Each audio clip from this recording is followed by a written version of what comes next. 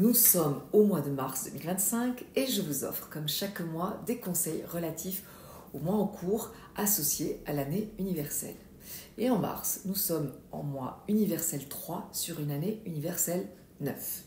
Sachez qu'à la fin de la vidéo, je récapitule tout en quelques mots et vous verrez que ce mois de mars nous invite à quelque chose de beaucoup plus léger et joyeux que le mois précédent. En tout cas, il ne tient qu'à nous de faire ce qu'il faut pour cela. Mais auparavant, un petit rappel qui est vraiment important. Dans le podcast Métamorphose numéro 557 sur YouTube, je vous indiquais que l'année 2025, année universelle 9, est propice à l'emballement des émotions. En effet, le curseur émotionnel peut monter très haut. Et on a vu dernièrement, au niveau géopolitique, que face à certaines situations, on peut constater une montée émotionnelle avec parfois la perte d'un certain self-control. J'attire donc vraiment votre attention, ce côté emballement des émotions est le propre de l'énergie 9 et cela va nous influencer toute l'année, qu'on le veuille ou non. Et le débordement des émotions, ça nuit à l'intelligence, au recul et donc à l'analyse claire d'une situation. Il est donc impératif de tenir compte de cette influence car, je le répète, la numérologie n'a pas vocation à nous dire ce que nous allons faire, ce n'est pas de la voyance, mais elle a vocation à attirer notre attention sur l'influence des énergies en présence pour surfer sur cette énergie et gagner en efficacité et éviter ainsi les dérapages, les déconvenues et les pertes d'énergie. Par ailleurs, le fait d'être sur une année universelle 9, qui est synonyme de fin, d'aboutissement, de terminaison, cela peut favoriser le fait de nous donner rendez-vous avec notre histoire de vie. Et bien évidemment, pour ceux qui ont des responsabilités internationales, cela peut favoriser un rendez-vous avec l'histoire avec un grand H. Il est donc légitime de se poser la question si nous sommes satisfaits de la tournure de notre vie. Ne faut-il pas redéfinir ce qui ne nous convient plus, à titre personnel comme à titre personnel? Notre façon de consommer, notre façon de travailler, de s'habiller, de voyager, notre façon de vivre en général. Regardez ce qui se passe actuellement concernant le monde, au niveau économique, stratégique, militaire, politique. On constate que tout est en train d'être redéfini et cela crée de sacrées émotions. C'est pas par hasard et c'est important de faire le point, un bilan complet de la situation pour aborder avec plus de sérénité le cycle prochain. Donc, à titre personnel comme à titre professionnel ou même international, faisons le point pour partir sur de nouvelles bases et nous serons aidés car c'est propice. Il est également intéressant de regarder ce qui s'est passé sur la scène géopolitique durant le mois de février. C'était un mois universel 2 et le 2 c'est 1 plus 1, c'est-à-dire tout ce qui concerne la relation entre moi et l'autre.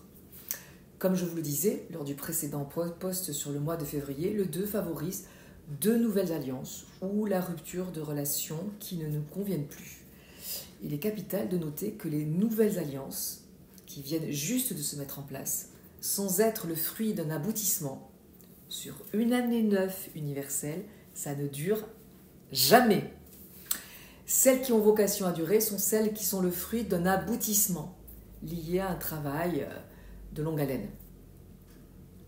Par ailleurs, sur une année 9 universelle, avec un mois 2 universel, les ruptures peuvent arriver, surtout quand les accords entre les parties ne sont pas équitables. C'est ce que nous avons constaté en géopolitique et géoéconomie durant le mois de février, et en particulier à la fin de ce mois. C'est donc toujours bon de le rappeler.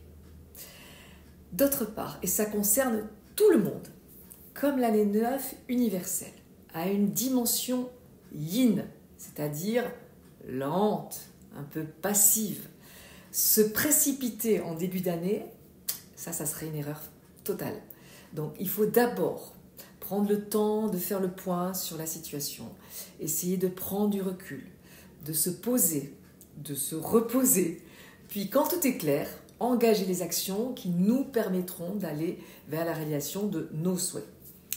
Et ne pas oublier de nous servir de notre année personnelle pour comprendre quels sont les enjeux majeur pour nous, pour chacun de nous. Venons-en maintenant au mois de mars, qui est un mois universel 3. Pourquoi? Parce que 9 plus 3, ça fait 12, et donc ça fait 3. La numérologie, en 3, c'est synonyme de créativité, d'expression, d'éclosion. C'est-à-dire que c'est un excellent mois pour favoriser les échanges, les synergies, les ouvertures. Sont également favorisées les négociations, le dialogue, le fait de dire les choses, sans y mettre trop d'émotionnel qui pourrait nuire à l'échange. Donc, interdiction de s'isoler ce mois-ci. Le but, c'est de partager, d'échanger, de communiquer, de créer du lien. Et tout cela favorisera en fait une certaine chance. Pourquoi? Car quand on se met en mouvement pour aller vers l'autre, pour discuter, en étant ouvert, et cerise sur le gâteau, si en plus on y met de l'humour, l'énergie 3 favorise la chance, voire beaucoup de chance. C'est également un excellent mois pour semer de nouvelles petites graines qui ont vocation à éclore plus tard, aller au-devant des gens pour communiquer sur son activité. Il est également conseillé de brainstormiser. Qu'est-ce que ça veut dire? Ça vient de sortir, c'est-à-dire réfléchir à 2 ou à plusieurs en toute créativité sur de nouvelles opportunités, sur de nouvelles façons de développer son activité, sur ses projets, sur de nouveaux concepts, sur la création de son site internet, etc., etc., etc. Vous verrez, vous en recueillerez de superbes idées. Et puis comme le 3 favorise la créativité, n'hésitez pas à mettre toute votre énergie ce mois-ci sur des choses plus créatives. Vous serez aidé parce que le 3 favorise également tout cela. Il y a aussi la notion d'éclosion. Cela peut être l'éclosion d'idées, mais cela peut être aussi, si vous avez fait ce qu'il faut auparavant, favoriser votre éclosion personnelle. Comme un bouton de fleurs qui était fermé et qui s'ouvre enfin. Comme le 3 symbolise également l'enfant, cela signifie que ce mois-ci, il vaut mieux, comme les enfants, éviter de travailler trop longtemps sans mettre de récréation, de pause, de fun et de légèreté. Vous pourriez en fait perdre en productivité. N'hésitez pas à couper vos journées donc par du sport, des moments de rigolade, de la créativité, d'échange, et vous verrez que vous gagnerez en efficacité malgré ces pauses. Et donc si vous vous recroquevillez sur vous-même, si vous ne partagez pas, si vous ne vous ouvrez pas aux autres, si vous n'échangez pas, si vous ne cherchez pas à vous amuser un peu, eh bien vous serez totalement à contre-courant de cette belle énergie 3 du mois de mars. Et du coup, ça pourrait apporter de la tristesse, un sentiment d'isolement et puis une perte d'efficacité dans votre travail. Donc, on ouvre. Pour terminer, je récapitule tous les points à se rappeler durant ce mois de mars. Donc, premièrement, toute l'année, attention aux emballements des émotions et la perte d'un certain self-control. Donnez-vous rendez-vous avec votre histoire pour redéfinir ce qui ne nous convient pas.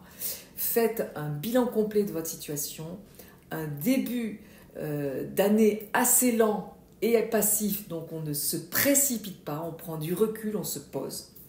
Et ce mois-ci, on échange, on crée des synergies, des ouvertures, on négocie, on dialogue, tout ça c'est favorisé. L'humour, une certaine légèreté sont nécessaires.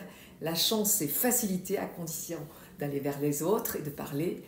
C'est propice pour semer de nouvelles graines, de brainstormiser. L'éclosion de vos projets est favorisée. Évitez de travailler trop longtemps et mettez des récréations, des pauses, du sport, du fun pour gagner en productivité. Je vous embrasse fort et à très vite pour d'autres analyses numérologiques.